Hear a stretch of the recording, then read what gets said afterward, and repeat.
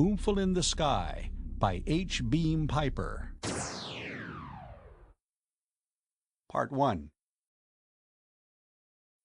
Miles Gilbert watched the landscape slide away below him, its quilt of rounded treetops mottled red and orange in the double sunlight, and, in shaded places, with the natural yellow of the vegetation of Quanon. The air car began a slow swing to the left, and Gettler Alpha came into view, a monstrous smear of red incandescence with an optical diameter of 2 feet at arm's length, slightly flattened on the bottom by the western horizon. In another couple of hours it would be completely set, but by that time Beta, the planet's G-class primary, would be at its mid-afternoon hottest. He glanced at his watch. It was 10:05, but that was Galactic Standard Time, and had no relevance to anything that was happening in the local sky. It did mean, though, that it was 5 minutes short of 2 hours to cast time. He snapped on the communication screen in front of him, and Harry Walsh, the news editor, looked out of it at him from the office in Blue Lake, halfway across the continent. He wanted to know how things were going. "Just about finished.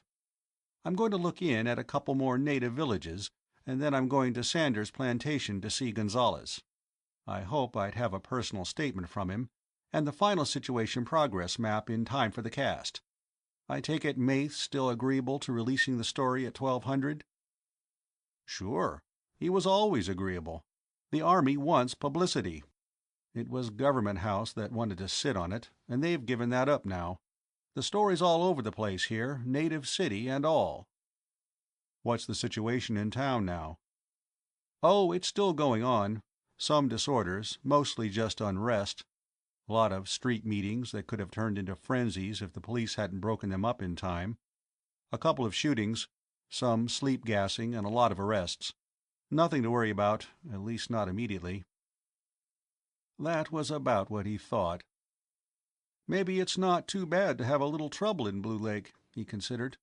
What happens out here in the plantation country the Government House crowd can't see, and it doesn't worry them. "Well, I'll call you from Sanders." He blanked the screen.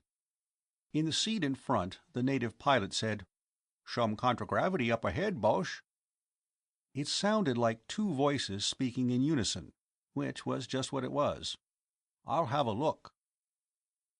The pilot's hand, long and thin, like a squirrel's, reached up and pulled down the 50-power binoculars on their swinging arm.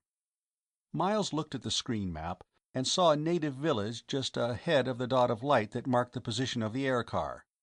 He spoke the native name of the village aloud, and added, "Let down here, Heshto. I'll see what's going on." The native, still looking through the glasses, said, "Right, Bosch." Then he turned. His skin was blue-gray and looked like sponge rubber. He was humanoid, to the extent of being an upright biped, with 2 arms, a head on top of shoulders, and a torso that housed, among other oddities, 4 lungs. His face wasn't even vaguely human. He had 2 eyes in front, close enough for stereoscopic vision, but that was a common characteristic of sapient life forms everywhere. His mouth was strictly for eating. He breathed through separate intakes and outlets, one of each on either side of his neck. He talked through the outlets and had his scent and hearing organs in the intakes. The car was air-conditioned, which was a mercy. An overheated Quan exhaled through his skin and surrounded himself with stenches like an organic chemistry lab. But then, Quans didn't come any closer to him than they could help when he was hot and sweated, which lately had been most of the time. "A V.5 of air cavalry circling around," Heshto said, "making sure nobody got away. And a combat car at a couple of 100 feet and another one just at treetop level." He rose and went to the seat next to the pilot, pulling down the binoculars that were focused for his own eyes. With them he could see the air cavalry, egg-shaped things just big enough for a seated man, with jets and contragravity field generators below and a bristle of machine gun muzzles in front. A couple of them jetted up for a look at him, and then went slanting down again, having recognized the Quanon Planet-wide News Service car. The village was typical enough to have been an illustration in a sociography textbook. Fields in a belt for a couple of 100 yards around it, dome-thatched mud-and-wattle huts inside a pole stockade, with log storehouses built against it, their flat roofs high enough to provide platforms for defending archers, the open oval gathering place in the middle. There was a big hut at one end of this, the kamdu, the sanctum of the adult males, off-limits for women and children. A small crowd was gathered in front of it, 15 or 20 Terran Air Cavalrymen, a couple of enlisted men from the 2nd Quanon Native Infantry, a Terran second lieutenant, and half a dozen natives. The rest of the village population, about 200, of both sexes and all ages, were lined up on the shadier side of the gathering place, most of them looking up apprehensively at the 2 combat cars which were covering them with their guns. Miles got to his feet as the car lurched off contragravity, and the springs of the landing feet took up the weight. A blast of furnace-like air struck him when he opened the door. He got out quickly and closed it behind him. The second lieutenant had come over to meet him. He extended his hand. "Good day, Mr. Gilbert. We all owe you our thanks for the warning. This would have been a real baddie if we hadn't caught it when we did." He didn't even try to make any modest disclaimer. That was nothing more than the exact truth. "Well, Lieutenant, I see you have things in hand here." He glanced at the lineup along the side of the oval plaza, and then at the selected group in front of the kamdu. The patriarchal village chieftain in a loose slashed shirt. The shunu wearing a multiplicity of amulets and nothing else. 4 or 5 of the village elders. "I take it the word of the swarming didn't get this far?" "No. This crowd still didn't know what the flap's about, and I couldn't think of anything to tell them that wouldn't be worse than no explanation at all." He had noticed hoes and spades flying in the fields, and the cylindrical plastic containers the natives bought from traders, dropped when the troops had surprised the women at work. And the shunu didn't have a fire dance cloak or any other special regalia on. If he'd heard about the swarming, he'd have been dressed to make magic for it. "What time did you get here, Lieutenant?" 0940. I just called in and reported the village occupied, and they told me I was the last one in, so the operation's finished." That had been smart work. He got the lieutenant's name and unit and mentioned it into his memophone. That had been a little under 5 hours since he had convinced General Maith, in Blue Lake, that the mass labor desertion from the Sanders plantation had been the beginning of a swarming. Some division commanders wouldn't have been able to get a brigade off the ground in that time, let alone landed on objective. He said as much to the young officer. "The way the Army responded today can make the people of the colony feel a lot more comfortable for the future." "Why, thank you, Mr. Gilbert." The Army, on Quanon, was rather more used to obloquy than praise. "How did you spot what was going on so quickly?" This was the 100th time, at least, that he had been asked that today. "Well, Paul Saunders' labor all comes from the neighboring villages. If they just wanted to go home and spend the end of the world with their families, they'd have been dribbling away in small batches for the last couple of 100 hours. Instead, they all bugged out in a bunch. They took all the food they could carry and nothing else, and they didn't make any trouble before they left.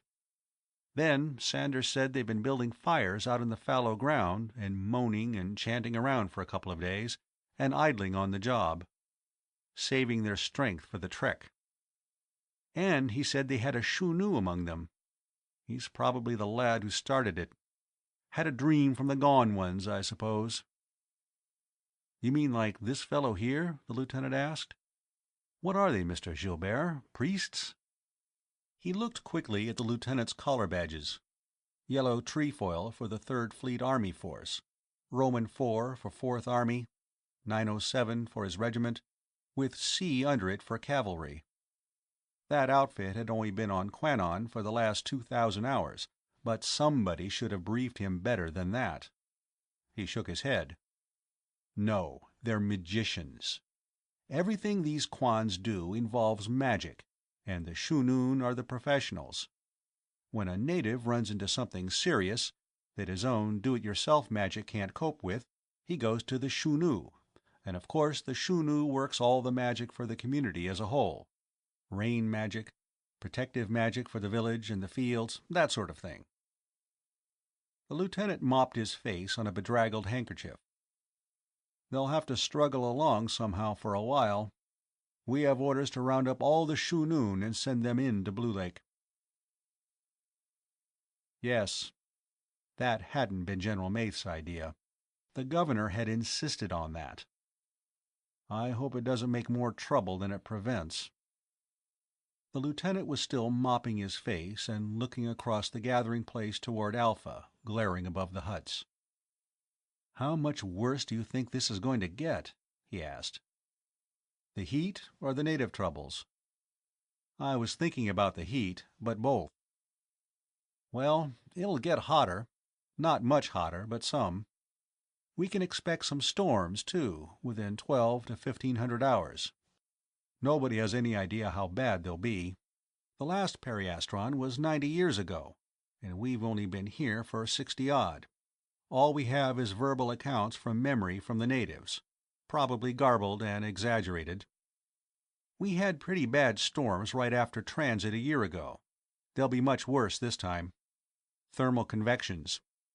Air starts to cool when it gets dark, and then heats up again in the double sun daylight. It was beginning even now, starting to blow a little after alpha rise. "How about the natives?" the lieutenant asked. "If they can get any crazier than they are now—" "They can, and probably will. They think this is the end of the world, the last hot time." He used the native expression and then translated into Lingua Terra. "The Skyfire, that's Alpha, will burn up the whole world." "But this happens every 90 years. Mean they always acted this way at Periastron?" He shook his head. "Race would have exterminated itself long ago if they had. No, this is something special. The coming of the Terrans was a sign. The Terrans came and brought Oomphel to the world. This a sign that the last hot time is at hand." "What the devil is Oomphel?" The lieutenant was mopping the back of his neck with one hand now, and trying to pull his sticky tunic loose from his body with the other. "I hear that word all the time." "Well, most Terrans, including the old Quanon hands, use it to mean trade goods. To the natives it means any product of Terran technology, from paperclips to spaceships. They think it's, well, not exactly supernatural. Extra-natural would be closer to expressing their idea. Terrans are natural. They're just a different kind of people. But Oomphel isn't. It isn't subject to any of the laws of nature at all. They're all positive that we don't make it. Some of them even think it makes us." When he got back in the car, the native pilot, Heshto, was lolling in his seat and staring at the crowd of natives along the side of the gathering place with undisguised disdain. Heshto had been educated at one of the Native Welfare Commission schools, and post-graded with Quanon Planet-wide News. He could speak, read, and write Lingua Terra. He was a mathematician as far as long division and decimal fractions. He knew that Quanon was the second planet of the Gettler Beta system, 23,000 miles in circumference, rotating on its axis once in 22.8 galactic standard hours, and making an orbital circuit around Gettler Beta once in 372.06 axial days, and that Alpha was an M-class pulsating variable, with an average period of 400 days, and that Beta orbited around it in a long ellipse every 90 years. He didn't believe there was going to be a last hot time. He was an intellectual, he was. He started the contragravity field generator as soon as Miles was in his seat. "Where now, Boche?" he asked. "Qualpha's village. We won't let down. Just circle low over it. I want some views of the ruins. then to Sanders' plantation. "Okay, boss, hold tight." He had the car up to 10,000 feet. Aiming it at the map direction of Qualfa's village, he let go with everything he had, hot jets, rocket booster, and all. The forest landscape came hurtling out of the horizon toward them. Qualfa's was where the trouble had first broken out, after the bug-out from Sanders. The troops hadn't been able to get in there in time, and it had been burned. Another village, about the same distance south of the plantation, had also gone up in flames. And at a dozen more they had found the natives working themselves into frenzies, and had had to sleep gas them or stun them with concussion bombs. Those had been the villages to which the deserters from Sanders had themselves gone. From every one, runners had gone out to neighboring villages. The gone ones are returning. All the people go to greet them at Dishafu. Burn your villages, send on the word. Hasten, the gone ones return. Saving some of the villages had been touch and go, too. The runners, with hours lead time, had gotten there ahead of the troops, and there had been shooting at a couple of them. Then the Army contragravity began landing at villages that couldn't have been reached in hours by foot messengers. It had been stopped, at least for the time and in this area. When and where another would break out was anybody's guess. The car was slowing and losing altitude, and ahead he could see thin smoke rising above the trees. He moved forward beside the pilot and pulled down his glasses. With them he could distinguish the ruins of the village. He called Blue Lake, and then put his face to the viewfinder and began transmitting in the view. There wasn't a soul, human or parahuman, in sight.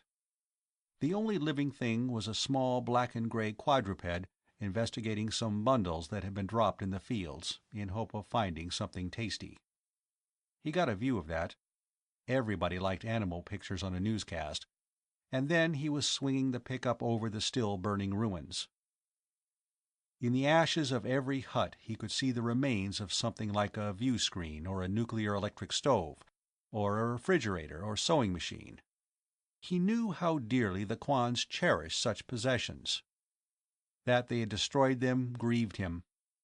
But the last hot time was at hand. The whole world would be destroyed by fire, and then the gone ones would return. So there were uprisings on the plantations. Paul Sanders had been lucky. His Kwans had just picked up and left. But he had always gotten along well with the natives, and his plantation house was literally a castle, and he had plenty of armament. There had been other planters who had made the double mistake of incurring the enmity of their native labor and of living in unfortified houses. A lot of them weren't around anymore, and their plantations were gutted ruins. And there were plantations in which the natives had destroyed the cluba plants and smashed the crystals which lived symbiotically upon them. They thought the Terrans were using the living crystals to make magic. Not too far off at that. The properties of the Quanon biocrystals had opened a major breakthrough in subnucleonic physics and initiated half a dozen technologies. New kinds of Oomphel.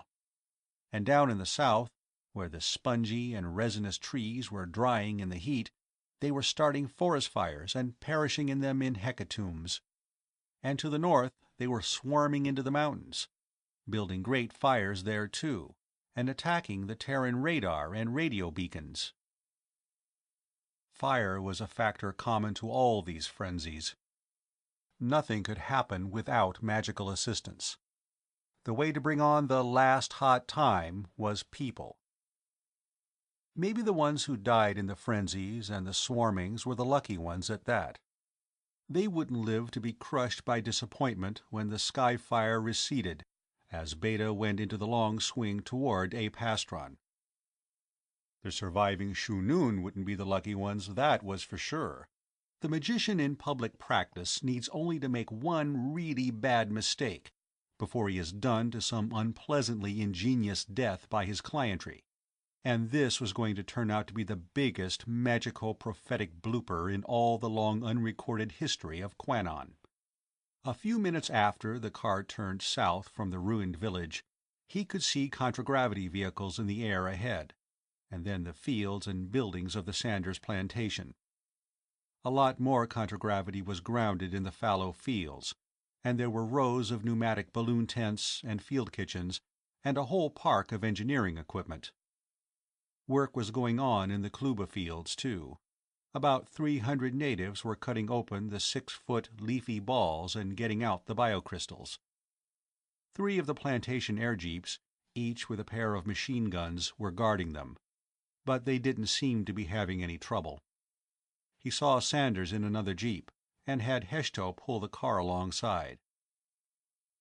"How's it going, Paul?" he asked over his radio. "I see you have some help now." "Everybody's from Qualphas and from Darshat's," Sanders replied. "The Army had no place to put them, after they burned themselves out." He laughed happily.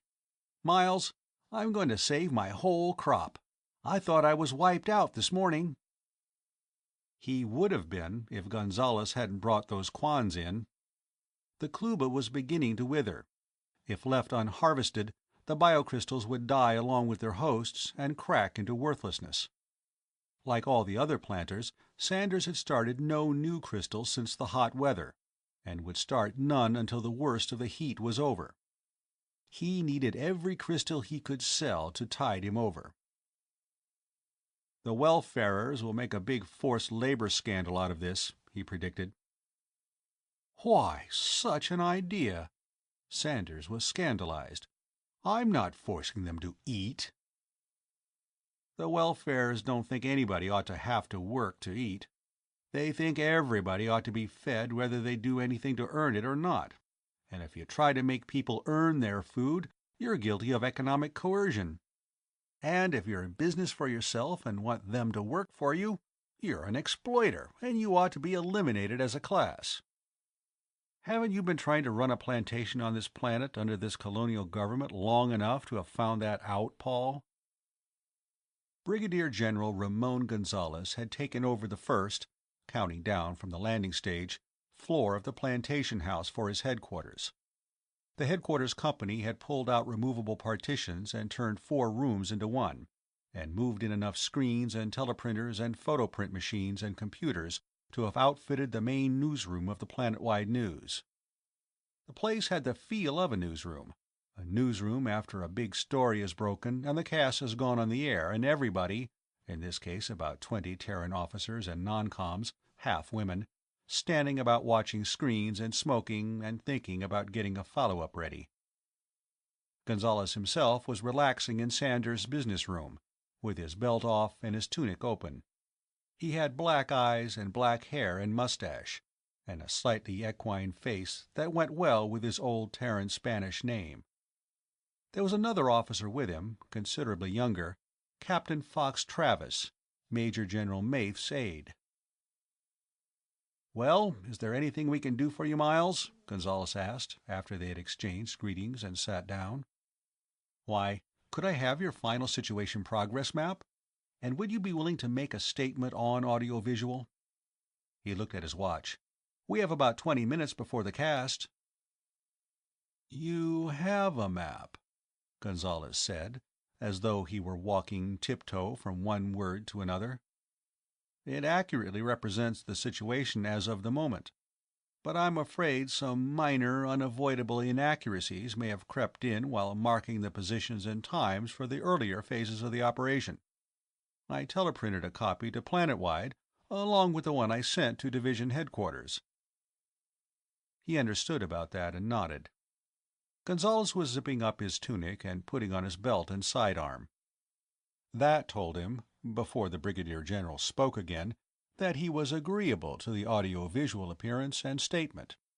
He called the recording studio at Planet-wide while Gonzales was inspecting himself in the mirror and told them to get set for a recording. It only ran a few minutes. Gonzales, speaking without notes, gave a brief description of the operation. "At present," he concluded, "we have every native village and every plantation and trading post within 200 miles of the Sanders plantation occupied. We feel that this swarming has been definitely stopped, but we will continue the occupation for at least the next 100 or 200 hours. In the meantime, the natives in the occupied villages are being put to work building shelters for themselves against the anticipated storms." "I hadn't heard about that," Miles said, as the general returned to his chair and picked up his drink again. "Yes. They'll need something better than these thatched huts when the storms start, and working on them will keep them out of mischief. Standard megaton-kilometer field shelters, earth and log construction. I think they'll be adequate for anything that happens at Periastron. Anything designed to resist the heat, blast, and radiation effects of a megaton thermonuclear bomb at a kilometer ought to stand up to what was coming. At least the Periastron effects. There was another angle to it. The Native Welfare Commission isn't going to take kindly to that. That's supposed to be their job." "Then why the devil haven't they done it?" Gonzalez demanded angrily. "I viewed every native village in this area by screen, and I haven't seen one that's equipped with anything better than those log storage bins against the stockades."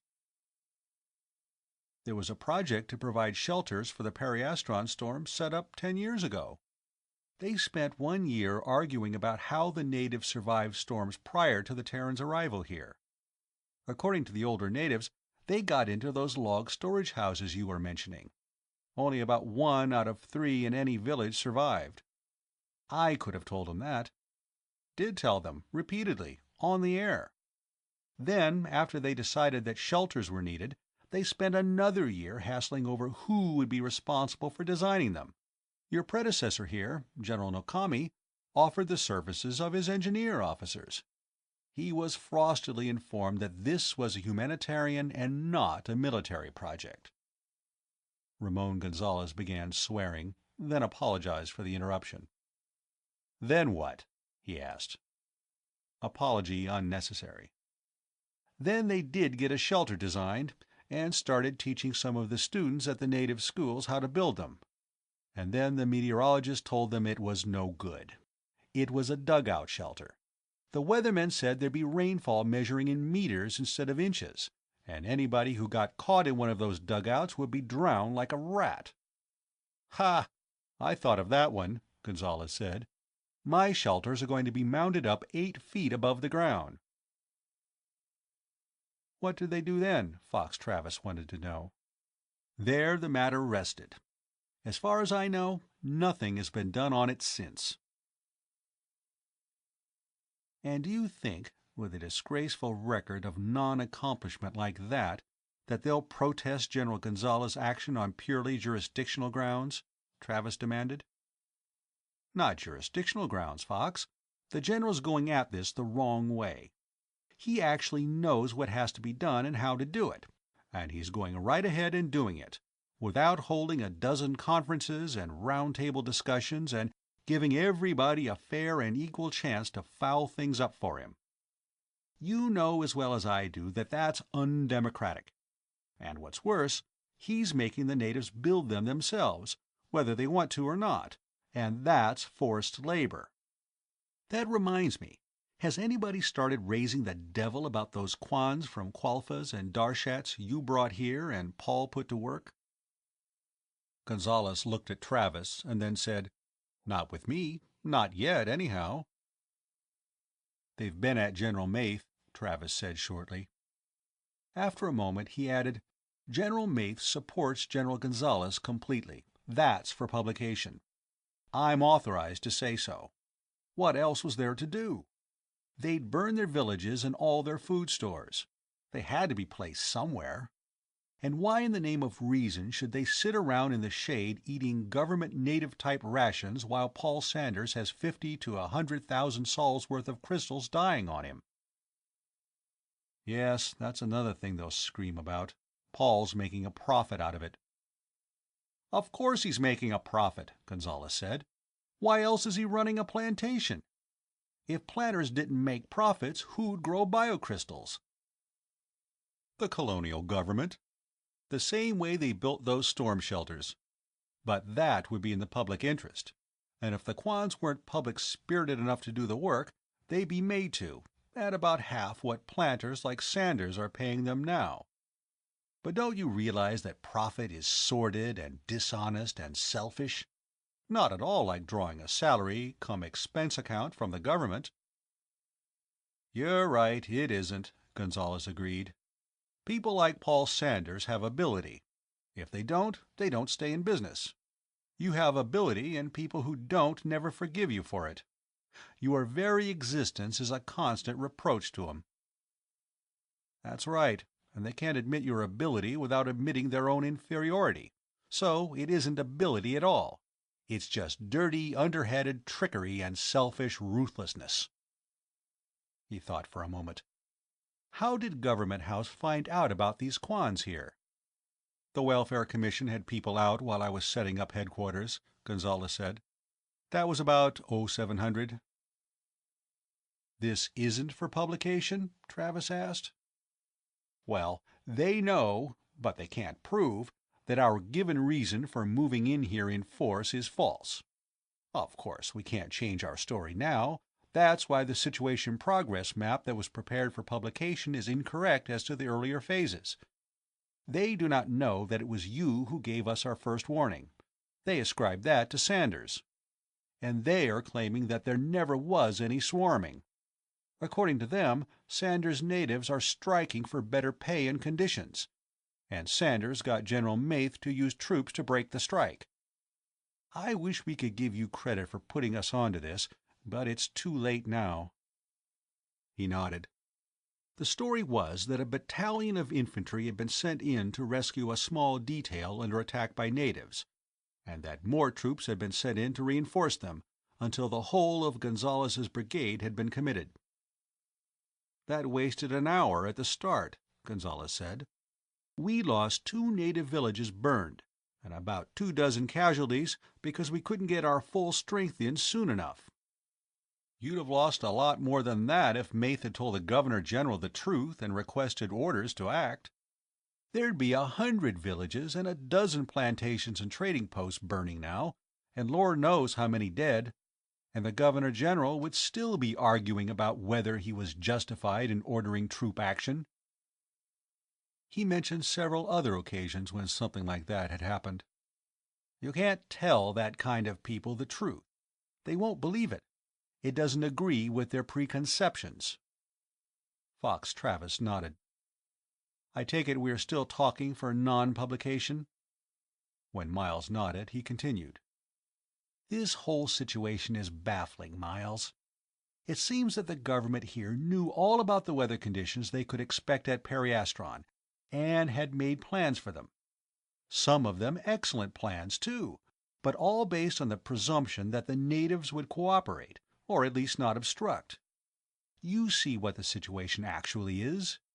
It should be obvious to everybody that the behavior of these natives is nullifying everything the civil government is trying to do to ensure the survival of the Terran colonists.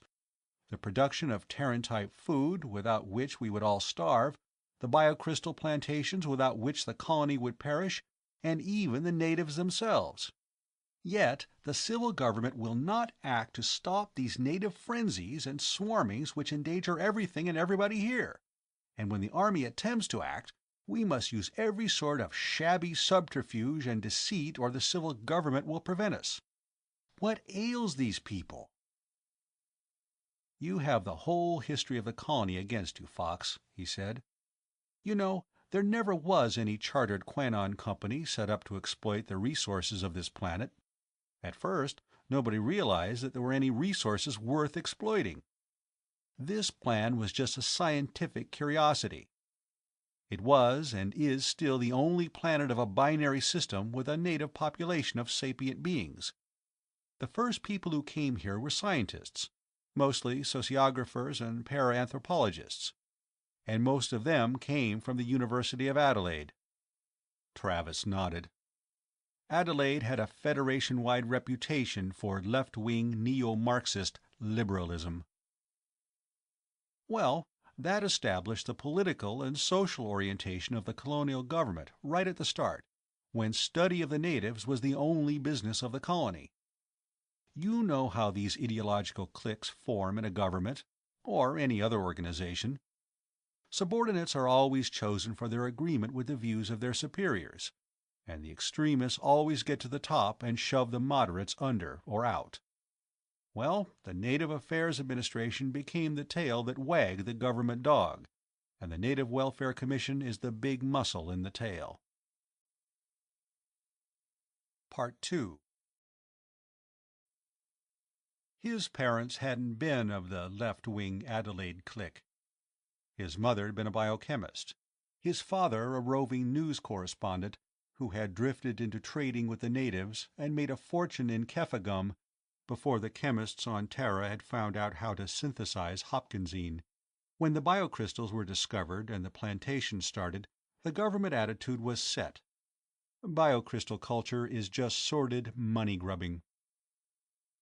The real business of the colony is to promote the betterment of the natives, as defined in University of Adelaide terms. That's to say, convert them into ersatz Terrans. You know why General Maith ordered the Shunoon rounded up? Travis made a face. Governor General Kovac insisted on it. General Maith thought that a few minor concessions would help him on his main objective, which was keeping us swarming from starting out here. Yes, the Commissioner of Native Welfare wanted that done, mainly at the urging of the Director of Economic, Educational, and Technical Assistance. The EETA crowd don't like Shunoon. They have been trying, ever since their agency was set up, to undermine and destroy their influence with the natives. This looked like a good chance to get rid of some of them. Travis nodded. Yes, and as soon as the disturbances in Blue Lake started, the constabulary started rounding them up there, too, and at the evacuee cantonments. They got about 50 of them, mostly from the cantonments east of the city. The natives brought in from the flooded Tidewater area. They just dumped a lot of them onto us. We have them penned up in a lorry hangar on the military reservation now. He turned to Gonzalez. How many do you think you'll gather up out here, General? He asked. I'd say about 150 when we have them all. Travis groaned. We can't keep all of them in that hangar, and we don't have anywhere else. Sometimes a new idea sneaked up on Miles, rubbing against him and purring like a cat. Sometimes one hit him like a sledgehammer. This one just seemed to grow inside him. Fox, you know, I have the top 3 floors of the Suzukami building. About 500 hours ago, I leased the 4th and 5th floors directly below. I haven't done anything with them yet. They're just as they were when transport imports moved out. There are ample water, light, power, air conditioning, and toilet facilities, and they can be sealed off completely from the rest of the building. If General Maith's agreeable, I'll take his Shunoon off his hands. What in blazes will you do with them? Try a little experiment in psychological warfare. At minimum, we may get a little better insight into why these natives think the last hot time is coming. At best, we may be able to stop the whole thing and get them quieted down again. Even the minimum's worth trying for, Travis said. What do you have in mind, Miles? I mean, what procedure? Well, I'm not quite sure yet. That was a lie. He was very sure. He didn't think it was quite time to be specific, though. I'll have to size up my material a little before I decide on what to do with it. Whatever happens, it won't hurt the Shunoon, and it won't make any more trouble than arresting them has made already. I'm sure we can learn something from them, at least. Travis nodded. General Maith is very much impressed with your grasp of native psychology, he said. What happened out here this morning was exactly as you predicted. Whatever my recommendation's worth, you have it. Can you trust your native driver to take your car back to Blue Lake alone? Yes, of course. Then suppose you ride in with me in my car. We'll talk about it on the way in, and go see General Maith at once. Blue Lake was peaceful as they flew in over it, but it was an uneasy peace. They began running into military contragravity 20 miles beyond the open farmlands. They were the chlorophyll green of Terran vegetation, and the natives at work in the fields were being watched by more military and police vehicles. The carniculture plants, where Terran-type animal tissue was grown in nutrient vats, were even more heavily guarded, and the native city was being patrolled from above, and the streets were empty, even of the hordes of native children who usually played in them. The Terran city had no streets. Its dwellers moved about on contragravity, and tall buildings rose singly or in clumps among the landing stage residences and the green transplanted trees. There was a triple wire fence around it, the inner one masked by vines and the middle one electrified, with warning lights on. Even a government dedicated to the betterment of the natives and unwilling to order military action against them was, it appeared, unwilling to take too many chances. Major General Dennis Maith, the Federation Army commander on Quanon, was considerably more willing to find a temporary home for his witch doctors, now numbering close to 200.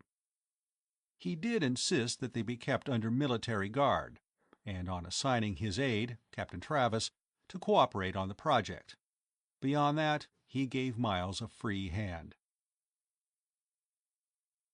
Miles and Travis got very little rest in the next 10 hours. A half company of engineer troops was also kept busy, as were a number of Quanon planet-wide news technicians and some Terran and native mechanics borrowed from different private business concerns in the city. Even the most guarded hints of what he had in mind were enough to get this last cooperation. He had been running a news service in Blue Lake long enough to have the confidence of the business people. He tried, as far as possible, to keep any intimation of what was going on from the government house. That, unfortunately, hadn't been far enough. He found out that when General Maith was on his screen in the middle of the work on the 4th and 5th floors of the Suzukami building. "The Governor-General just screened me," Maith said. "He's in a tizzy about our Shunoon. Claims that keeping them in the Suzukami building will endanger the whole Terran city." Is that the best he can do? Well, that's rubbish, and he knows it. There are less than 200 of them. I have them on the 5th floor, 20 stories above the ground, and the floors completely sealed off from the floor below. They can't get out, and I have tanks of sleep gas all over the place which can be opened either individually or altogether from a switch on the 4th floor, where your sepoys are quartered. I know, Mr. Gilbert. I screen-viewed the whole installation. I've seen regular maximum security prisons that would be easier to get out of. Governor-General Kovac is not objecting personally. He has been pressured into it by his native welfare government within the government. They don't know what I'm doing with those Shunoon, but whatever it is, they're afraid of it. Well, for the present, May said, I think I'm holding them off. The civil government doesn't want the responsibility of keeping them in custody. I refuse to assume responsibility for them if they were kept anywhere else, and Kovac simply won't consider releasing them. So that leaves things as they are. I did have to make one compromise, though. That didn't sound good. It sounded less so when Maith continued. They insisted on having one of their people at the Suzukami building as an observer. I had to grant that. That's going to mean trouble. Oh, I shouldn't think so. The observer will observe, and nothing else. She will take no part in anything you're doing, and will voice no objections, and will not interrupt anything you are saying to the Shunoon. I was quite firm on that, and the Governor-General agreed completely. She? Yes, a Miss Edith Shaw. Do you know anything about her? I've met her a few times, cocktail parties and so on. She was young enough and new enough to Quanon not to have a completely indurated mind. On the other hand, she was EETA, which was bad, and had a master's in sociography from Adelaide, which was worse. When can I look for her? Well, the Governor-General's going to screen me and find out when you'll have the Shunoon on hand. Doesn't want to talk to me at all, Miles thought. Afraid he might say something and get quoted. For your information, they'll be here inside an hour. They will have to eat, and they're all tired and sleepy. I should say about 0800. Oh, And will you tell the Governor General to tell Miss Shaw to bring an overnight kit with her? She's going to need it." He was up at 0400, just a little after Beta Rise. He might be a civilian bigwheel in an Army psychological warfare project, but he still had 4 newscasts a day to produce. He spent a couple of hours checking the 0600 cast, and briefing Harry Walsh for the indeterminate period in which he would be acting chief editor and producer. At 0700, Fox Travis put in an appearance. They went down to the 4th floor, to the little room they had fitted out as command post, control room and office for Operation Chenu. There was a rectangular black traveling case, initialed ES, beside the open office door. Travis nodded at it, and they grinned at one another. She'd come early, possibly hoping to catch them hiding something they didn't want her to see. Entering the office quietly, they found her seated, facing the big view screen, smoking and watching a couple of enlisted men of the 1st Quanon Native Infantry at work in another room where the pickup was. There were close to a dozen lipstick-tainted cigarette butts in the ashtray beside her. Her private face wasn't particularly happy. Maybe she was being earnest and concerned about the betterment of the underprivileged, or the satanic maneuvers of the selfish planters. Then she realized that somebody had entered. With a slight start, she turned, then rose. She was about the height of Fox Travis, a few inches shorter than Miles, and slender. Light blonde, green suit costume. She ditched her private face and got on her public one, a pleasant and deferential smile, with a trace of uncertainty behind it. Miles introduced Travis, and they sat down again facing the screen.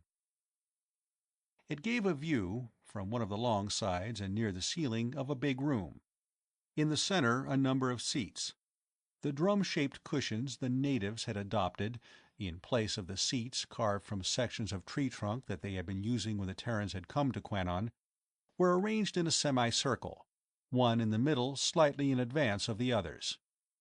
Facing them were 3 armchairs, a remote control box beside one, and another Quan cushion behind and between the other 2.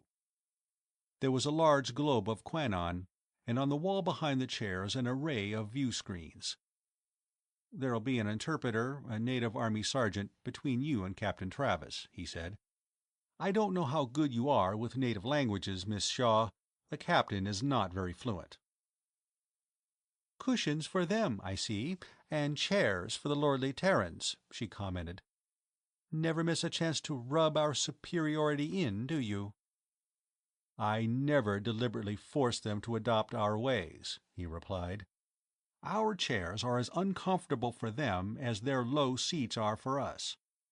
Difference, you know, doesn't mean inferiority or superiority. It just means difference." "Well, what are you trying to do here?" "I'm trying to find out a little more about the psychology back of these frenzies and swarmings." "It hasn't occurred to you to look for them in the economic wrongs these people are suffering at the hands of the planters and traders, I suppose?"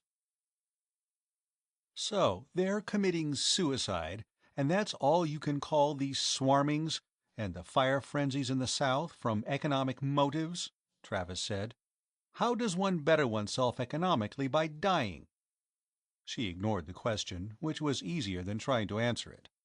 "And why are you bothering to talk to these witch doctors? They aren't representative of the native people. They're a lot of cynical charlatans, with a vested interest in ignorance and superstition. Miss Shaw, for the past 8 centuries, earnest souls have been bewailing the fact that progress in the social sciences has always lagged behind progress in the physical sciences. I would suggest that the explanation might be in difference of approach.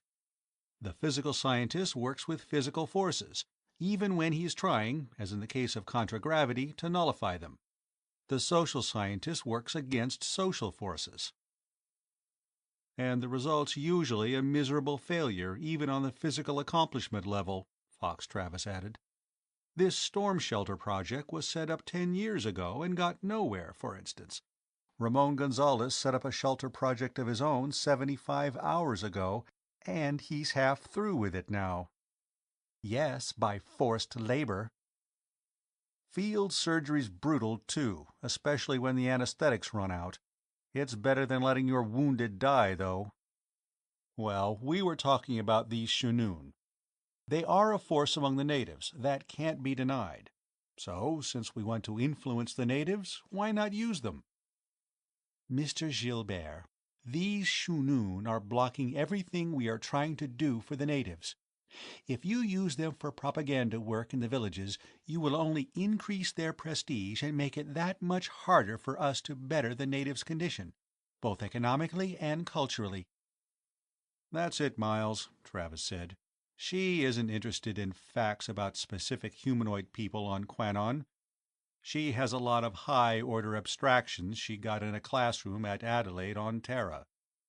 No, her idea of bettering the natives' condition is to rope in a lot of young Quans, put them in government schools, overload them with information they aren't prepared to digest, teach them to despise their own people, and then send them out to the villages, where they behave with such insufferable arrogance that the wonder is that so few of them stop an arrow or a charge of buckshot instead of so many. And when that happens, as it does occasionally, welfare says they're murdered at the instigation of the Shunoon. You know, Miss Shaw, this isn't just a roughneck scorn for the egghead, Travis said. Miles went to school on Terra and majored in extraterrestrial sociography, and got a master's, just like you did. At Montevideo, he added. And he spent 2 more years traveling on a Paul von Schlichten fellowship. Edith Shaw didn't say anything. She even tried desperately not to look impressed. It occurred to him that he'd never mentioned that fellowship to Travis. Army intelligence must have a pretty good dossier on him. Before anybody could say anything further, a Terran captain and a native sergeant of the 1st KNI came in. In the screen, the 4 sepoys who had been fussing around straightening things picked up auto carbines and posted themselves 2 on either side of a door across from the pickup, taking positions that would permit them to fire into whatever came through without hitting each other. What came through was 184 Shunoon. Some wore robes of loose gauze strips, and some wore fire dance cloaks of red and yellow and orange ribbons. Many were almost completely naked, but they were all amuleted to the teeth. There must have been a couple of miles of brass and bright alloy wire among them, and half a ton of bright scrap metal, and the skulls, bones, claws, teeth, tails, and other components of most of the native fauna. They debouched into the big room, stopped, and stood looking around them. A native sergeant and a couple more sepoys followed. They got the Shunoon over to the semicircle of cushions, having to chase a couple of them away from the single seat at front and center, and induce them to sit down. The native sergeant in the little room said something under his breath. The captain laughed. Edith Shaw gaped for an instant and said, "My gosh." Travis simply remarked that he'd be damned. "They do look kind of unusual, don't they?" Miles said. "I wouldn't doubt that this is the biggest assembly of Shunoon in history. They aren't exactly a gregarious lot. Maybe this is the beginning of a new era. First meeting of the Quanon Thaumaturgical Society." A couple more KNI privates came in with serving tables on contragravity floats, and began passing bowls of a frozen native food delicacy of which all Quans had become passionately fond since its introduction by the Terrans. He let them finish, and then, after they had been relieved of the empty bowls, he nodded to the KNI sergeant, who opened a door on the left. They all went through into the room they had been seeing on the screen. There was a stir when the Shunoon saw him, and he heard his name, in its usual native mispronunciation, repeated back and forth. "You all know me," he said after they were seated. "Have I ever been an enemy to you or to the people?" "No," one of them said. "He speaks for us, as the other Terrans. When we are wronged, he tries to get the wrongs righted. In times of famine, he has spoken of our troubles, and gifts of food have come while the government argued about what to do." He wished he could see Edith Shaw's face. "There was a sickness in our village, and my magic could not cure it," another said. "Mayor's Bear gave me Oomphel to cure it, and told me how to use it.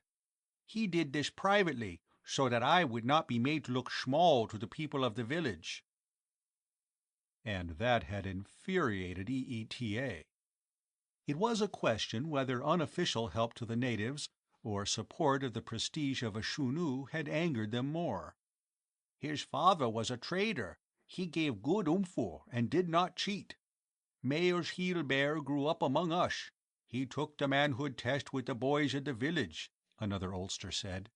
"He listened with respect to the grandfather stories. No, Mayor's Bear is not our enemy. He is our friend."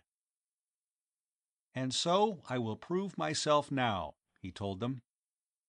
"The government is angry with the people, but I will try to take their anger away, and in the meantime I am permitted to come here and talk with you. Here is a chief of soldiers, and one of the government people, and your words will be heard by the Oomphel machine that remembers and repeats, for the governor and the great soldier chief." They all brightened. To make a voice recording was a wonderful honor. Then one of them said, "But what good will that do now? The last hot time is here. Let us be permitted to return to our villages, where our people need us." "It is of that I wish to speak. But first of all, I must hear your words, and know what is in your minds. Who is the eldest among you? Let him come forth and sit in the front, where I may speak with him." Then he relaxed while they argued in respectfully subdued voices. Finally, one decrepit oldster, wearing a cloak of yellow ribbons and carrying a highly obscene and ineffably sacred wooden image, was brought forward and installed on the front and center cushion. He'd come from some village to the west that hadn't gotten word of the swarming. Gonzalez's men had snagged him while he was making crop fertility magic. Miles showed him the respect due his advanced age and obviously great magical powers, displaying, as he did, an understanding of the regalia. "I have indeed lived long," the old Shunu replied. "I saw the hot time before. I was a child of Shohai." He measured about 2.5 feet off the floor. That would make him 95 or thereabouts. "I remember it." "Speak to us, then. Tell us of the Gone Ones, and of the Sky Fire, and of the last hot time. Speak as though you alone knew these things, and as though you were teaching me." Delighted, the oldster whooshed a couple of times to clear his outlets and began. "In the long ago time, there was only the Great Spirit. The Great Spirit made the world, and he made the people. In that time, there were no more people in the world than would be in one village now. The Gone Ones dwelt among them, and spoke to them as I speak to you.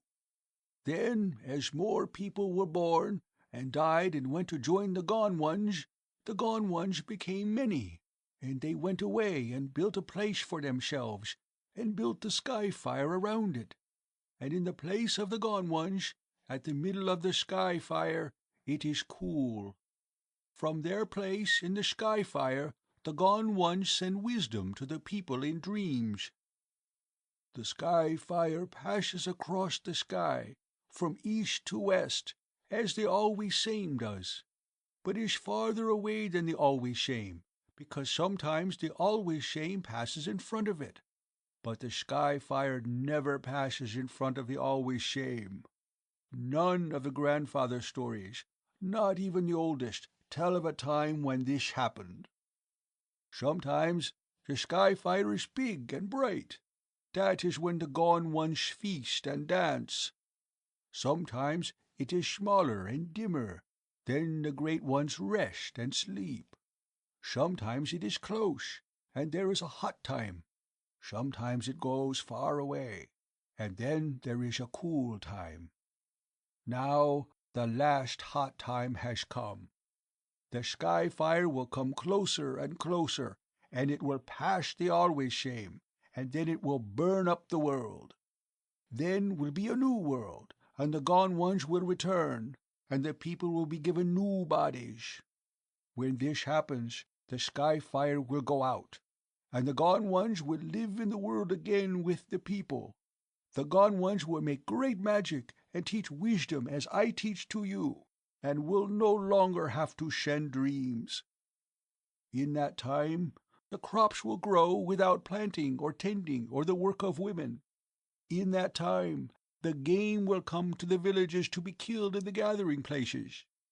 There will be no more of hunger and no more hard work, and no more the people will die or be slain. And that time is now here," he finished. "All the people know this." "Tell me, Grandfather, how is this known? There have been many hot times before. Why should this one be the last hot time?" "The Terrans have come and brought Oomphel into the world," the old Shunu said. "It is a sign." It was not prophesied before time. None of the people had prophecies of the coming of the Terrans. I ask you, who were the father of children and the grandfather of children's children when the Terrans came? Was there any such prophecy? The old Shunu went silent, turning his pornographic icon in his hands, and looked at it. "No," he admitted at length. "Before the Terrans came, there were no prophecies among the people of their coming. Afterward, of course, there were many such prophecies, but there were none before."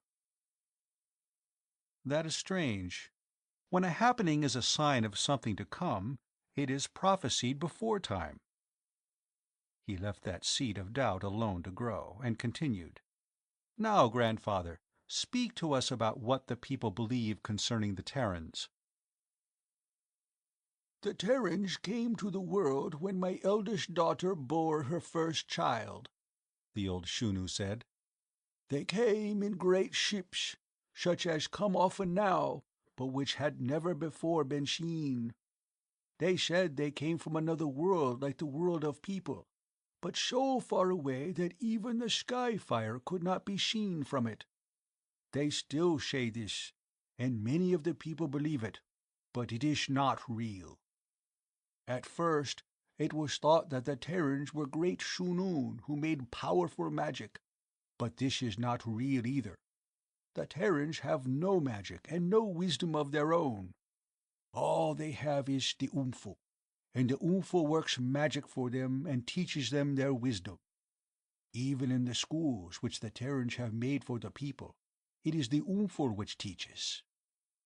He went on to describe, not too incorrectly, the reading screens and view screens and audiovisual equipment.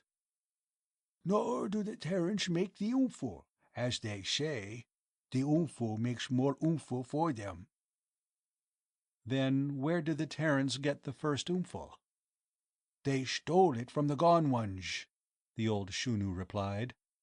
"The Gone Ones make it in their place in the middle of the sky fire, for themselves and to give to the people when they return. The Terrans stole it from them. For this reason, there is much hatred of the Terrans among the people. The Terrans live in the dark place, under the world, where the sky fire and the always shame go when they are not in the sky. It is there that the Terrans get the Oomphel from the Gone Ones, and now they have come to the world, and they are using Oomphel to hold back the sky fire and keep it beyond the always shame, so that the last hot time will not come and the Gone Ones will not return. For this reason, too, there is much hatred of the Terrans among the people." "Grandfather, if this were real, there would be good reason for such hatred, and I would be ashamed for what my people had done and were doing. But it is not real." He had to rise and hold up his hands to quell the indignant outcry. "Have any of you known me to tell not real things and try to make the people act as though they were real? Then trust me in this. I will show you real things, which you will all see, and I will give you great secrets, which it is now time for you to have and use for the good of the people. Even the greatest secret," he added. There was a pause of a few seconds. Then they burst out, in 184, no, 368 voices. "The Oomphel secret, Mayor Bear?" He nodded slowly. Yes, the Oomphel secret will be given. He leaned back and relaxed again while they were getting over the excitement. Fox Travis looked at him apprehensively. "Rushing things, aren't you? What are you going to tell them?" "Oh, a big pack of lies, I suppose," Edith Shaw said scornfully. Behind her and Travis, the native non-com interpreter was muttering something in his own language that translated roughly as, "This better be good." The Shunun had quieted now and were waiting breathlessly. "But if the Oomphel secret is given, what will become of the Shunun?" he asked. "You yourselves say that we Terrans have no need for magic, because the Oomphel works magic for us. This is real. If the people get the Oomphel secret, how much need will they have for you Shunun?" Evidently that hadn't occurred to them before. There was a brief flurry of whispered, whooshed, rather, conversation, and then they were silent again. The eldest Shunu said, "We trust you, Mayor Bear. You will do what is best for the people, and you will not let us be thrown out like broken pots, either." "No, I will not," he promised. "The Oomphel secret will be given to you Shunun." He thought for a moment of Fox Travis' joking remark about the Quanon Thaumaturgical Society. "You have been jealous of one another, each keeping his own secrets," he said. "This must be put away. You will all receive the Oomphel secret equally, for the good of all the people. You must all swear brotherhood, one with another, that later if any other Shunu comes to you for the secret, you must swear brotherhood with him and teach it to him. Do you all agree to this?" The eldest Shunu rose to his feet, begged leave, and then led the others to the rear of the room, where they went into a huddle. They didn't stay huddled long. Inside of 10 minutes they came back and took their seats. "We all agreed, Mayor Bear," the spokesman said. Edith Shaw was impressed, more than by anything else she had seen. "Well, that was a quick decision," she whispered. "You have done well, grandfathers. You will not be thrown out by the people like broken pots. You will be greater among them than ever. I will show you how this will be. But first, I must speak around the Oomphel secret." He groped briefly for a comprehensible analogy, and thought of a native vegetable, layered like an onion, with a hard kernel in the middle. "The Oomphel secret is like a fushkut. There are many lesser secrets around it, each of which must be peeled off, like the skins of a fushkut, and eaten. Then you will find the nut in the middle." "But the nut of a fushkut is bitter," somebody said. He nodded, slowly and solemnly. "The nut of the fushkut is bitter," he agreed. They looked at one another, disquieted by his words. Before anybody could comment, he was continuing. "Before this secret is given, there are things to be learned. You would not understand it if I gave it to you now. You believe many not real things, which must be chased out of your mind. Otherwise, they will spoil your understanding." That was verbatim what they told adolescents before giving them the manhood secret. Some of them huffed a little, most of them laughed. Then one called out, "Speak on, grandfather of grandfathers," and they all laughed. That was fine.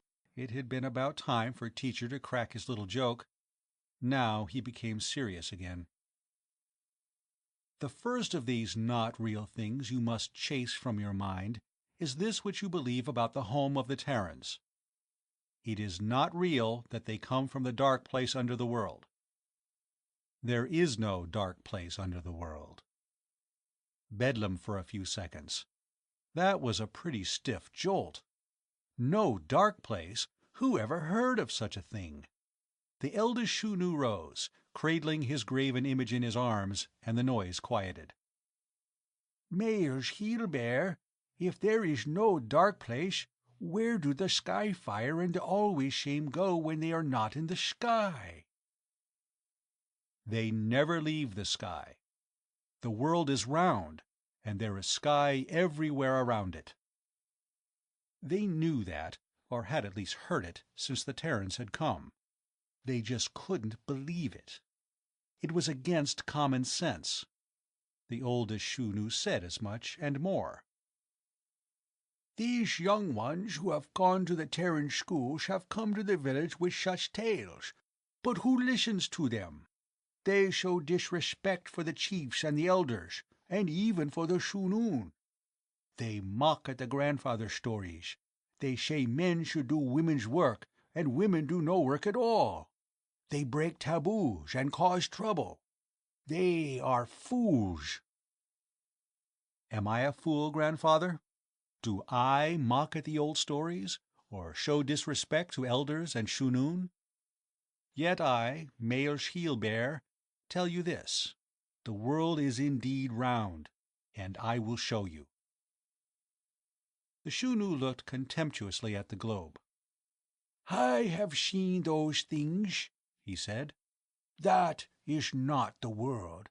That is only a make-like. He held up his phallic wood-carving. I could say that this is a make-like of the world, but that would not make it so. I will show you for real. We will all go in a ship. He looked at his watch. The sky-fire is about to set. We will follow it all around the world to the west and come back here from the east, and the sky-fire will still be setting when we return. If I show you that, will you believe me? If you show us for real, and it is no trick, we will have to believe you. Part 3. When they emerged from the escalators, Alpha was just touching the western horizon, and Beta was a little past zenith. The ship was moored on contragravity beside the landing stage, her gangplank run out. The Shunun, who had gone up ahead, had all stopped short, and were staring at her. Then they began gabbling among themselves, overcome by the wonder of being about to board such a monster and ride on her. She was the biggest ship any of them had ever seen. Maybe a few of them had been on small freighters. Many of them had never been off the ground. They didn't look or act like cynical charlatans or implacable enemies of progress and enlightenment. They were more like a lot of schoolboys whose teacher is taking them on a surprise outing. "Bet this'll be the biggest day in their lives," Travis said. "Oh, sure. This'll be a grandfather story 10 generations from now." "I can't get over the way they made up their minds down there," Edith Shaw was saying. "Why, they just went and talked for a few minutes and came back with a decision." They hadn't any organization, or any place to maintain on an organizational pecking order. Nobody was obliged to attack anybody else's proposition in order to keep up his own status. The thought of the colonial government taking 10 years not to build those storm shelters. Fox Travis was commenting on the ship now. "I never saw that ship before. Didn't know there was anything like it on the planet. You could lift a whole regiment, with supplies and equipment." "She's been laid up for the last 5 years, since the heat and the native trouble stopped the tourist business here. She's the old Hesperus, excursion craft. This sun-chasing trip we're about to make used to be a must for tourists here." "I thought she was something like that, with all the glassed observation deck forward. Who's the owner?" "Quanon Air Transport Limited. I told them what I needed her for, and they made her available, and furnished officers and crew and provisions for the trip. They were working to put her in commission while we were fitting up the 4th and 5th floors downstairs." "You just asked for that ship, and they just let you have it?" Edith Shaw was incredulous and shocked. "They wouldn't have done that for the government." "They want to see these native troubles stop, too. Bad for business. You know, selfish profit move." That's another social force it's a good idea to work with instead of against. The Shunun were getting aboard now, shepherded by the KNI officer and a couple of his men and some of the ship's crew. A couple of sepoys were lugging the big globe that had been brought up from below after them. Everybody assembled on the forward top observation deck, and Miles called for attention, and finally got it. He pointed out the 3 view screens mounted below the bridge, amidships. One on the left was turned to a pickup on top of the air terminal tower, where the Terran city, the military reservation, and the spaceport met. It showed the view to the west, with Alpha on the horizon. On the right, from the same point, gave a view in the opposite direction to the east. A middle screen presented a magnified view of the navigational globe on the bridge. View screens were no novelty to the Shunun. They were a very familiar type of Oomphel. He didn't even need to do more than tell them that the little spot of light on the globe would show the position of the ship. When he was sure that they understood that they could see what was happening in Blue Lake while they were away, he called the bridge and ordered up ship, telling the officer on duty to hold her at 5,000 feet. The ship rose slowly, turning toward the setting M giant. Somebody called attention that the views in the screens weren't changing. Somebody else said, "Of course not. What we see for real changes because the ship is moving. What we see in the screens is what the Oomphel on the big building sees, and it does not move. That is for real, as the Oomphel sees it." "Nice going," Edith said. "Your class has just discovered relativity." Travis was looking at the eastward view screen. He stepped over beside Miles and lowered his voice. "Trouble over there to the east of town. Big swarm of combat contragravity working on something on the ground. And something's on fire, too." "I see it. That's where those evacuees are camped. Why in blazes they had to bring them here to Blue Lake?" That had been EETA, too. When the solar tides had gotten high enough to flood the coastal area, the natives who had been evacuated from the district had been brought here because the native education people wanted them exposed to urban influences. About half of the Shunun who had been rounded up locally had come in from the tide-inundated area. "Parked right in the middle of the Terran-type food production area," Travis was continuing. That was worrying him. Maybe he wasn't used to planets where the biochemistry wasn't Terra-type, and a Terran would be poisoned, or at best starved to death on the local food. Maybe as a soldier he knew how fragile even the best logistics system can be. It was something to worry about. Travis excused himself and went off in the direction of the bridge. Going to call HQ and find out what was happening. Excitement among the Shunun. They had spotted the ship on which they were riding in the westward screen. They watched it until it had vanished from sight of the seeing Oomphel, and by then were over the upland forests from whence they had been brought to Blue Lake. Now and then one of them would identify his own village, and that would start more excitement. 3 infantry troop carriers and a squadron of air cavalry were rushing past the eastward pickup in the right-hand screen. Another fire had started in the trouble area. The crowd that had gathered around the globe that had been brought aboard began calling for Mayor Hilbeer to show them how they would go around the world and what countries they would pass over. Edith accompanied him and listened while he talked to them. She was bubbling with happy excitement now. It had just dawned on her that Shunun were fun. None of them had ever seen the mountains along the western side of the continent, except from a great distance. Now they were passing over them. The ship had to gain altitude, and even then make a detour around one snow-capped peak. The whole 184 rushed to the starboard side to watch it as they passed. The ocean, half an hour later, started a rush forward.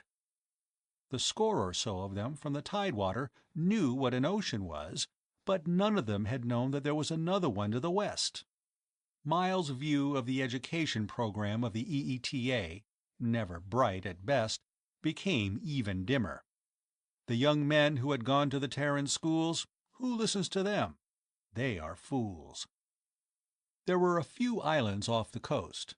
The Shunun identified them on the screen globe, and on the one on the deck. Some of them wanted to know why there wasn't a spot of light on this globe, too. It didn't have the Oomphel inside to do that. That was a satisfactory explanation. Edith started to explain about the orbital beacon stations on planet and the radio beams, and then stopped. "I'm sorry, I'm not supposed to say anything to them," she apologized. "Oh, that's all right. I wouldn't go into all that, though. We don't want to overload them." She asked permission, a little later, to explain why the triangle tip of the Arctic continent, which had begun to edge into sight on the screen globe, couldn't be seen from the ship.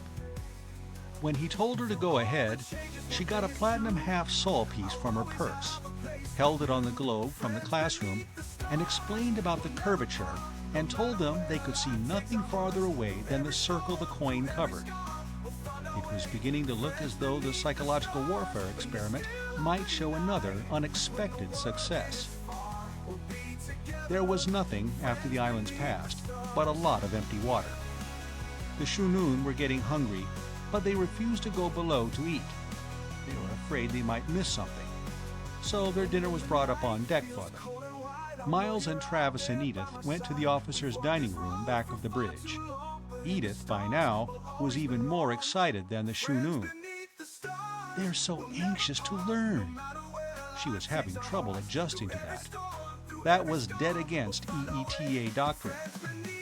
But why wouldn't they listen to the teachers we sent to the villages? You heard old Shot Tresh, the fellow with the pornographic sculpture and the yellow robe. These young twerps act like fools. Sensible people don't pay any attention to fools. What's more, they've been sent out indoctrinated with the idea that Shunun are a lot of lying old fakes, and the Shunun resent that. You know, they're not lying old fakes. Within their limitations, they're honest and ethical professional people. Oh, come now. I know I think they're sort of wonderful, but let's don't give them too much credit. I'm not. You're doing that. Huh? She looked at him in amazement. Me? Yes, you. You know better than to believe in magic, so you expect them to know better too. Well, they don't. You know that under the macroscopic world of the senses, there exists a complex of biological, chemical, and physical phenomena down to the subnucleonic level. They realize that there must be something beyond what they can see and handle, but they think it's magic. Well, as a race, so did we, until only a few centuries pre-atomic. These people are still lower Neolithic, a hunting people who have just learned agriculture, where we were 20,000 years ago. You think any glib-talking Quan can hang a lot of rags, bones, and old iron onto himself, go through some impromptu mummery, and set up as a Shunu? Well, he can't. The Shunun are a hereditary caste. A Shunu father will begin teaching his son as soon as he can walk and talk, and keep on teaching him till he's the age equivalent of a graduate MD or a science PhD. Well, what all is there to learn? The theoretical basis and practical applications of sympathetic magic. Action at a distance by one object on another. Homeopathic magic, the principle that things which resemble one another will interact. For instance, there's an animal the natives call a shinf. It has an excrescence of horn on its brow like an arrowhead, and it arches its back like a bow when it jumps. Therefore, a shinf is equal to a bow and arrow, and for that reason the Quans made their bowstrings out of shinf gut. Now they use tensilon because it won't break as easily or get wet and stretch. So they have to turn the tensilon into shinf gut. They used to do that by drawing a picture of a shinf on the spool, and then the traders began labeling the spools with pictures of shinf. I think my father was one of the first to do that. Then there's contagious magic. Anything that's been part of anything else, or come in contact with it, will interact permanently with it. I wish I had a sol for every time I've seen a Quan pull the wad out of a shot shell, pick up a pinch of dirt from the footprint of some animal he's tracking, put it in among the buckshot, and then crimp the wad in again. Everything a Quan does has the same sort of magical implications. It's the Shunu's business to know all this, to be able to tell just what magical influences have to be produced, and what influences must be avoided. And there are circumstances in which magic simply will not work, even in theory. The reason is that there is some powerful counter-influence at work. He has to know when he can't use magic, and he has to be able to explain why. And when he's theoretically able to do something by magic, he has to have a plausible explanation why it won't produce results. Just as any highly civilized and ethical Terran MD has to be able to explain his failures to the satisfaction of his late patient's relatives. Only a Shunu doesn't get sued for malpractice. He gets a spear stuck in him. Under those circumstances, a caste of hereditary magicians is literally bred for quick thinking.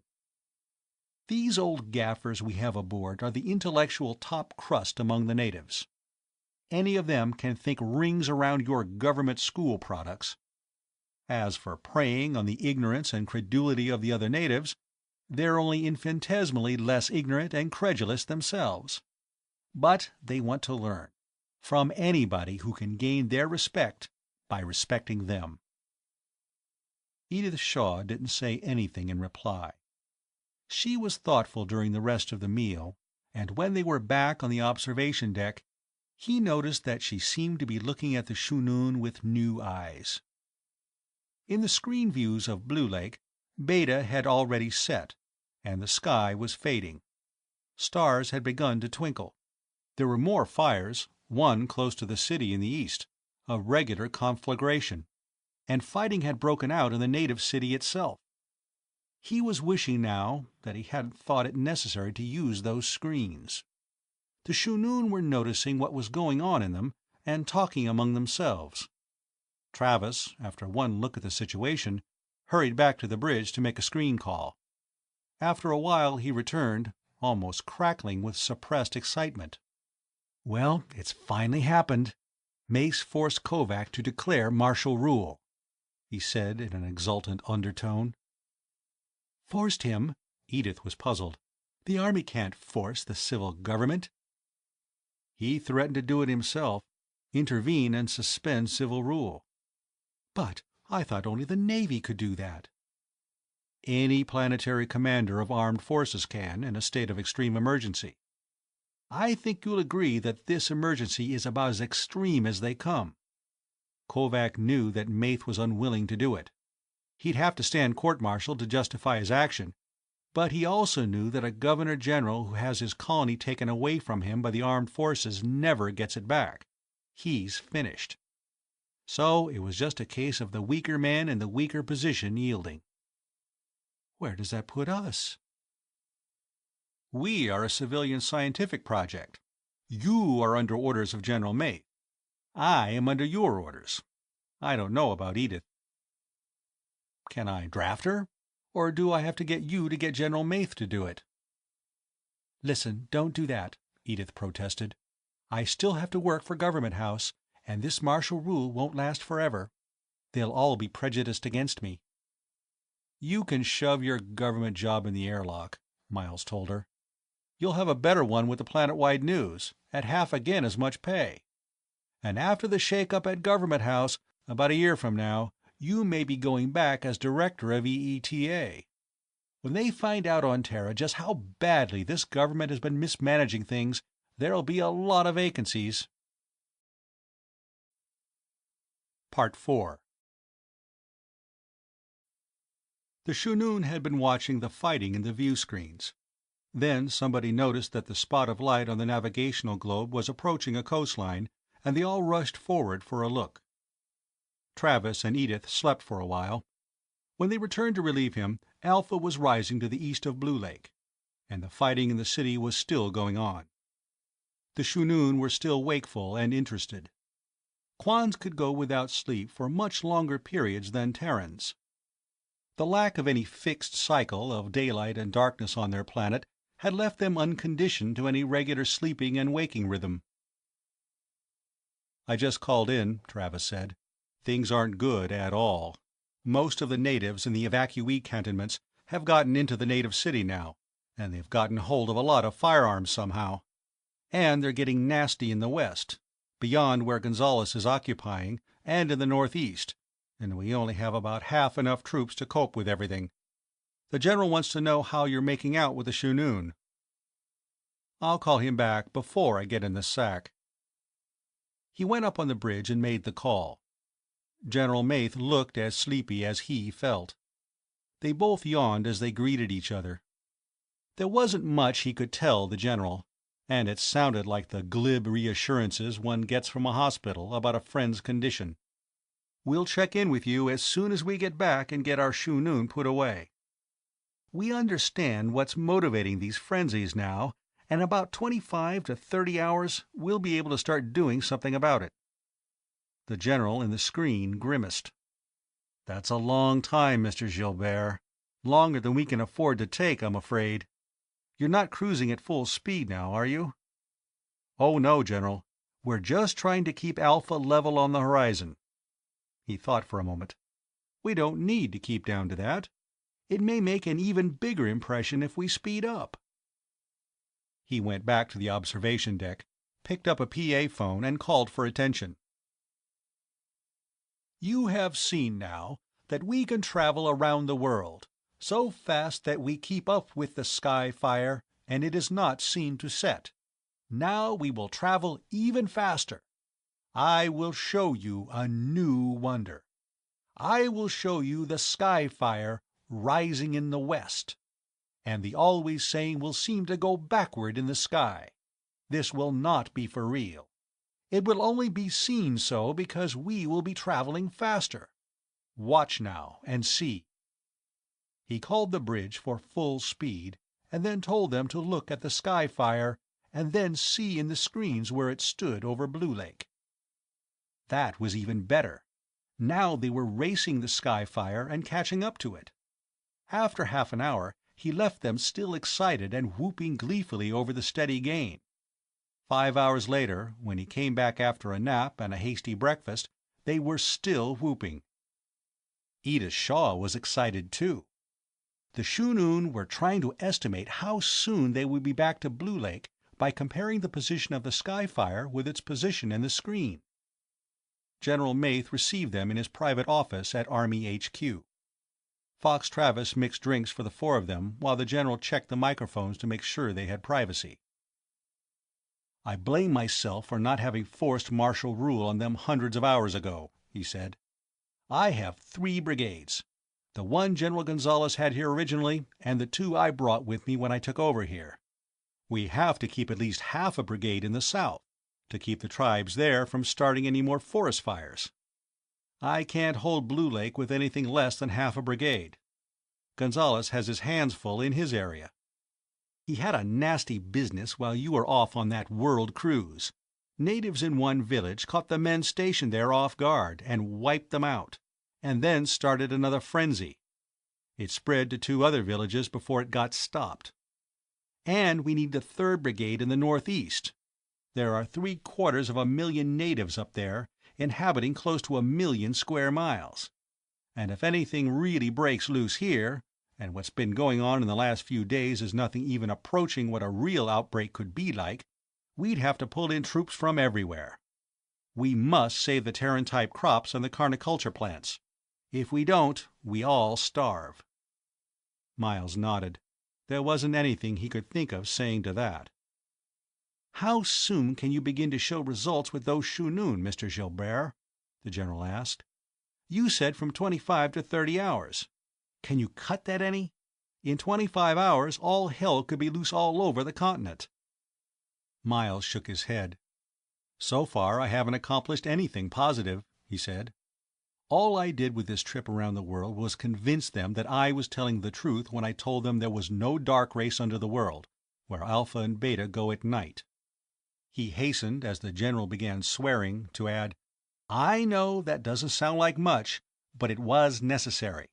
I have to convince them that there will be no last hot time, and then—" The Shunoon, on their drum-shaped cushions, stared at him in silence, aghast. All the happiness over the wonderful trip in the ship, when they had chased the sky-fire around the world and caught it over Blue Lake, and even their pleasure in the frozen delicacies they had just eaten, was gone. "No last hot time? Mayor's Heel-Bear, this is not real. It cannot be. The gone ones. The always cool time, when there will be no more hunger or hard work or death. It cannot be real that this will never come." He rose, holding up his hands. His action stopped the clamor. "Why should the Gone Ones want to return to this poor world that they have gladly left?" he asked. "Have they not a better place in the middle of the sky-fire, where it is always cool? And why should you want them to come back to this world? Will not each one of you pass, sooner or later, to the middle of the sky-fire? Will you not there be given new bodies and join the Gone Ones? There is the always cool. There the crops grow without planting and without the work of women. There the game come into the villages to be killed in the gathering places without hunting. There you will talk with the other Gone Ones, your fathers and your fathers' fathers, as I talk to you. Why do you think this must come to the world of people? Can you not wait to join the Gone Ones in the sky-fire?" Then he sat down and folded his arms. They were looking at him in amazement. Evidently they all saw the logic, but none of them had ever thought of it before. Now they would have to run it over in their minds and accustom themselves to the new viewpoint. They began whooshing among themselves. At length, old Shatresh, who had seen the hot time before, spoke. "Mayor's Heel-Bear, we trust you," he said. "You have told us of wonders, and you have shown us that they are real. But do you know this for real?" "Do you tell me that you do not?" he demanded in surprise. "You have had fathers and fathers' fathers. They have gone to join the Gone Ones. Why should you not also? And why should the Gone Ones come back and destroy the world of people? Then your children will have no more children, and your children's children will never be. It is in the world of people that the people are born. It is in the world that they grow and gain wisdom to fit themselves to live in the place of the Gone Ones when they are all through with the bodies they use in the world. You should be happy that there will be no last hot time, and that the line of your beginnings will go on and not be cut short." There were murmurs of agreement with this. Most of them were beginning to be relieved that there wouldn't be a last hot time, after all.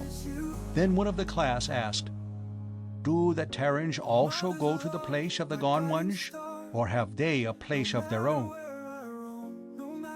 He was silent for a long time, looking down at the floor. Then he raised his head. "I had hoped that I would not have to speak of this," he said. "But since you have asked, it is right that I should tell you." He hesitated again until the Clanons in front of him had begun to fidget. Then he asked old Shatresh, "Speak of the beliefs of the people about how the world was made." "The Great Spirit made the world." He held up his carven obscenity. "He made the world out of himself. This is a make-like to show it." "The Great Spirit made many worlds. The stars which you see in the dark time are all worlds, each with many smaller worlds around it. The Great Spirit made them all at one time, and made people on many of them. The Great Spirit made the world of people, and made the Always Same and the Sky-Fire, and inside the Sky-Fire he made the place of the Gone Ones. And when he made the place of the Gone Ones, he put an Oomphel mother inside it to bring forth Oomphel." This created a brief sensation. An Oomphel mother was something they had never thought of before, but now they were wondering why they hadn't. Of course there'd be an Oomphel mother. How else would there be Oomphel? The world of Terrans is far away from the world of people, as we have always told you. When the Great Spirit made it, he gave it only an Always Same, and no Skyfire. Since there was no sky fire, there was no place to put a place of the gone ones. So the Great Spirit made the Terrans so that they would not die, but live forever in their own bodies. The Oomphel mother for the world of the Terrans the Great Spirit hid in a cave under a great mountain. The Terrans whom the Great Spirit made lived for a long time, and then, one day, a man and a woman found a crack in a rock, and went inside, and they found the cave of the Oomphel mother, and the Oomphel mother in it. So they called all the other Terrans, and they brought the Oomphel mother out, and the Oomphel mother began to bring forth Oomphel. The Oomphel mother brought forth metal and cloth and glass and plastic, knives and axes and guns and clothing. He went on, cataloguing the products of human technology, the Shunoon staring more and more wide-eyed at him. And Oomphel to make Oomphel, and Oomphel to teach wisdom, he finished. They became very wise and very rich. Then the Great Spirit saw what the Terrans had done and became angry. For it was not meant for the Terrans to do this, and the Great Spirit cursed the Terrans with a curse of death. It was not death as you know it, because the Terrans had sinned by laying hands on the Oomphel mother. Not only their bodies must die, but their spirits also. A Terran has a short life in the body. After that, no life. This, then, is the Oomphel secret. The last skin of the Fushkut has been peeled away. Behold the bitter nut, upon which we Terrans have chewed, for more time than anybody can count. Happy people, when you die or are slain, you go to the place of the gone ones, to join your fathers and your fathers' fathers, and to await your children and your children's children. When we die or are slain, that is the end of us. But you have brought your Oomphel into this world. Have you not brought the curse with it? Somebody asked, frightened.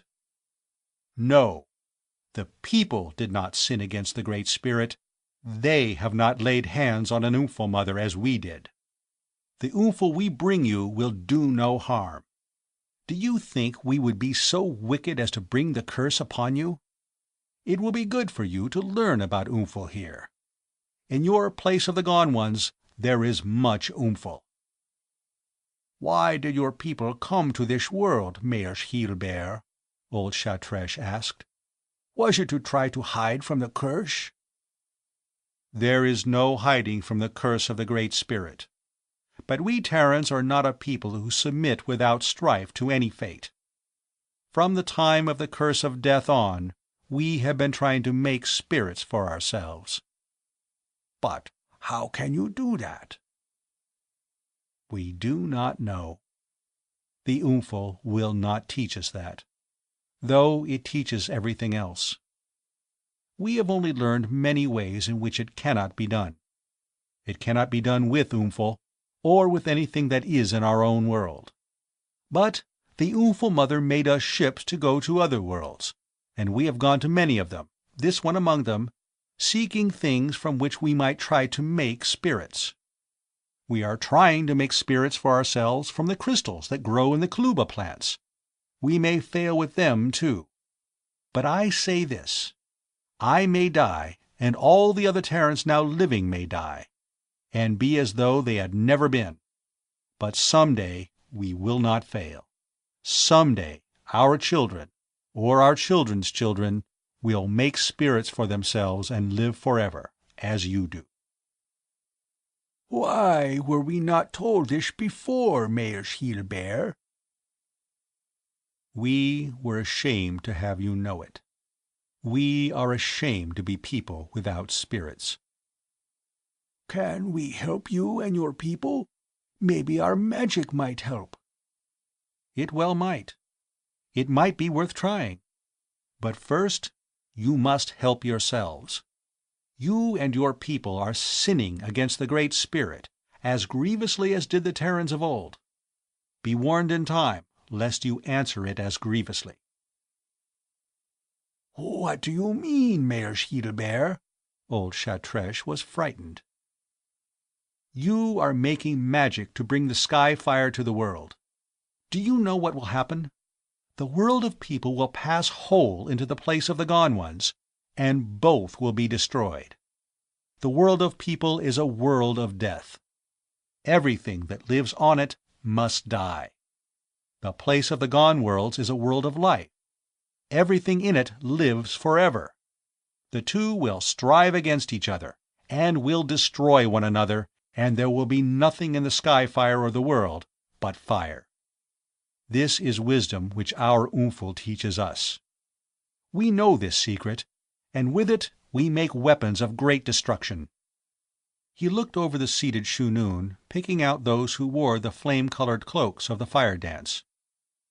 "You, and you, and you," he said. "You have been making this dreadful magic, and leading your people in it. And which among the rest of you have not been guilty?" "We did not know," one of them said. "Mayor's Heel-Bear, have we yet time to keep this from happening?" Yes. There is only a little time, but there is time. You have until the always same passes across the face of the sky-fire.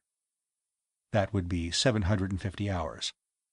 If this happens, all is safe. If the sky-fire blots out the always same, we are all lost together. You must go among your people and tell them what madness they are doing, and command them to stop. You must command them to lay down their arms and cease fighting, and you must tell them of the awful curse that was put upon the Terrans in the long-ago time for a lesser sin than they are now committing. If we say that Mayor's Heel-Bear told us this, the people may not believe us. He is not known to all, and some would take no Terran's word, not even his. Would anybody tell a secret of this sort about his own people if it were not real? We had better say nothing about Mayor's Heel-Bear. We will say that the gone ones told us in dreams. Let us say that the Great Spirit sent a dream of warning to each of us, another Shunu said. There has been too much talk about dreams from the gone ones already. But the Great Spirit has never sent a dream. Nothing like this has ever happened before, either. He rose, and they were silent. "Go to your living place now," he told them. "Talk of how best you may warn your people." He pointed to the clock. "You have an Oomphel like that in your living place. When the shorter spear has moved 3 places, I will speak with you again, and then you will be sent in air cars to your people to speak to them." He went up the escalator and down the hall to Miles's office on the 3rd floor without talking. Fox's Travis was singing softly, almost inaudibly. "You will eat in the sweet by and by. You will get Oomphel in the sky when you die." Inside, Edith Shaw slumped dispiritedly in a chair. Fox Travis went to the coffee maker and started it. Miles snapped on the communication screen and punched the combination of General Maith's headquarters. As soon as the uniformed girl who appeared in it saw him, her hands moved quickly. The screen flickered, and the General appeared in it. "We have it made, General. They're sold. We're ready to start them out in 3 hours." Maith's thin, weary face suddenly lighted. "You mean they're going to cooperate?" He shook his head. "They think they're saving the world. They think we're cooperating with them." The General laughed. "That's even better. How do you want them sent out?" "The ones in the Blue Lake area first. Better have some picked KNI in native costume, with pistols to go with them. They'll need protection, till they're able to get a hearing for themselves. After they're all out, the ones from Gonzales area can be started." He thought for a moment. "I want 4 or 5 of them left here to help me when you start bringing more Shunun in from other areas. How soon do you think you'll have another class for me?" 2 or 3 days, if everything goes all right. We have the villages and plantations in the south under pretty tight control now. We can start gathering them up right away. As soon as things get stabilized here, we can send reinforcements to the north. We'll have transport for you in 3 hours." The general blanked out. He turned from the screen. Travis was laughing happily. "Miles, did anybody ever tell you you were a genius?" he asked. "That last jolt you gave them was perfect. Why didn't you tell us about it in advance?" "I didn't know about it in advance. I didn't think of it till I started talking to them. No cream or sugar for me." "Cream," Edith said lifelessly. "Why did you do it? Why didn't you just tell them the truth?" Travis asked her to define the term. She started to say something bitter about jesting Pilot. Miles interrupted. "In spite of Lord Beacon, Pilot wasn't jesting," he said. "And he didn't stay for an answer because he knew he'd die of old age waiting for one. What kind of truth should I have told them?" "Why, what you started to tell them. That Beta moves in a fixed orbit and can't get any closer to Alpha." "There's been some work done on the question since Pilot's time," Travis said. "My semantics prof at Command College had the start of an answer. He defined truth as a statement. A statement exists only in the mind of the person making it, and the mind of the person to whom it is made. If the person to whom it is made can't understand or accept it, it isn't the truth. They understood when you showed them that the planet was round, and they understood that tri-dimensional model of the system. Why didn't you let it go at that?" "They accepted it intellectually. But when I told them that there wasn't any chance of Quanon getting any closer to Alpha, they rebelled emotionally. It doesn't matter how conclusively you prove anything. If the person to whom you prove it can't accept your proof emotionally, it's still false, not real." "They had all their emotional capital invested in this always cool time," Travis told her. "They couldn't let Miles wipe that out for them. So he shifted it from this world to the next, and convinced them they were getting a better deal that way. You saw how quickly they picked it up. And he didn't have the sin of telling children there is no Easter bunny on his conscience, either." "But why did you tell them that story about the Oomphel mother?" she insisted. "Now they'll go out and tell all the other natives, and they'll believe it." "Would they have believed it if I told them about Terran scientific technology? Your people have been doing that for close to half a century. You see what impression it's made." "But you told them. You told them that Terrans have no souls." "Can you prove that was a lie?" Travis asked. "Let's see yours. Draw, soul. Inspection, soul." Naturally, Fox Travis would expect a soul to be carried in a holster. "But they'll look down on us now. They'll say we're just like animals," Edith almost wailed. "Now it comes out," Travis said. "We won't be the lordly Terrans anymore, helping out the poor benighted Quans out of the goodness of our hearts, scattering largesse, bearing the Terran's burden. New model, a giveaway instead of a gun. Now they'll pity us. They'll think we're inferior beings." "I don't think the natives are inferior beings." She was almost in tears. "If you don't, why did you come all the way to Quanon to try to make them more like Terrans?" "Knock it off, Fox. Stop heckling her." Travis looked faintly surprised. Maybe he hadn't realized before that a boss newsman learns to talk like a commanding officer. "You remember what Ramon Gonzalez was saying out at Sanders? About the inferior's hatred for the superior as superior? It's no wonder these Quans resent us. They have a right to. We've done them all an unforgivable injury. We've let them see us doing things they can't do. Of course they resent us. But now I've given them something to feel superior about. When they die, they'll go to the place of the gone ones and have Oomphel in the sky, and they will live forever in new bodies. But when we die, we just die, period. So they'll pity us and politely try to hide their condescension toward us. And because they feel superior to us, they'll want to help us. They'll work hard on the plantations so that we can have plenty of biocrystals, and their Shunun will work magic for us, to help us poor benighted Terrans to grow souls for ourselves so that we can be almost like them. Of course, they'll have a chance to exploit us, and get Oomphel from us too, but the important thing will be to help the poor Terrans. Maybe they'll even organize a spiritual and magical assistance agency.